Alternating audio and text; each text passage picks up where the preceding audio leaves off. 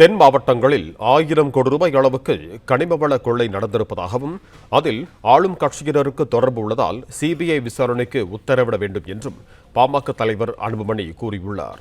இதுகுறித்து கூடுதல் விவரங்களோடு இணைகிறார் எமது செய்தியாளர் பாண்டியராஜன். வணக்கம் பாண்டியராஜன், உங்களிடம் இருக்கும் தகவல்களை சொல்லுங்கள். பாமக தலைவர் அன்புமணி ராமதாஸ் அவர்கள் வெளியிட்டிருக்கக்கூடிய அறிக்கையில் தென் மாவட்டங்களில் 1000 கோடி ரூபாய் கனிம வள கொள்ளையில் ஆளுங்கட்சியினருக்கு தொடர்பு இருப்பதாக குற்றம் சாட்டியிருக்கிறார். சிபிஐ விசாரணைக்கு ஆணையிட வேண்டும் எனவும் அவருடைய அறிக்கையை குறிப்பிட்டிருக்கிறார்.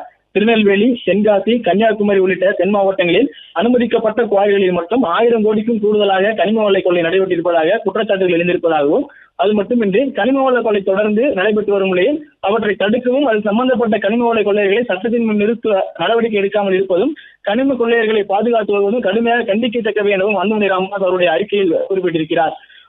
அதைத் தொடர்ந்து அந்த 24 குவாரிகளுக்கும் 2022ஆம் ஆண்டு அக்டோபர், நவம்பர் மாதங்களில் இருந்து 222 கோடி அபராதம் விதிக்கப்பட்டிருப்பது.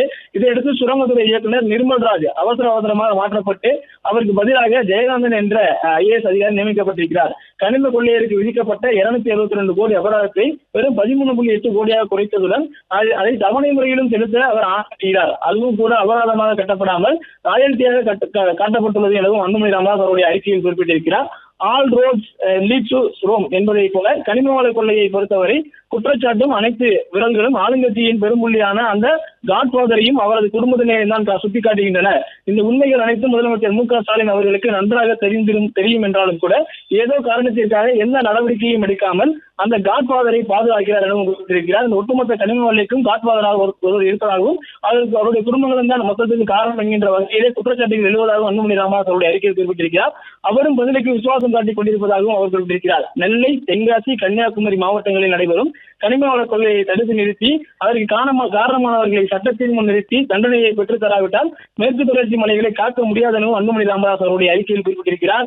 எனவே தென் மாவட்டங்களில் நடந்த கனிம வள கொள்ளை குறித்து சிபிஐ விசாரணைக்கு ஆணையிட வேண்டும் எனவும், ஒருவேளை விஞ்ஞான ஊழல் புகழ் திமுக இந்த கனிம வள கொள்ளையை மூடிமறைக்க முயன்றாலும் அடுத்த 4 மாதங்களில் ஆட்சி மாறியவுடன் கனிம வள கொள்ளை குறித்து சிபிஐ விசாரணை நடத்தப்படுவதை பாமக உறுதி செய்யும் எனவும் அன்புமணி ராமதாஸ் அவருடைய அறிக்கையில் குறிப்பிட்டிருக்கிறார்.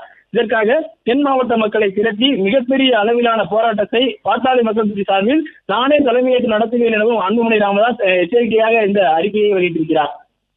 பிளே ஸ்டோர் மற்றும் ஆப் ஸ்டோரில் இருந்து பாலிமர் செயலியை QR கோடு மூலம் பதிவிறக்கம் செய்யுங்கள். செய்திகளை உடனுக்குடன் பெறுங்கள்.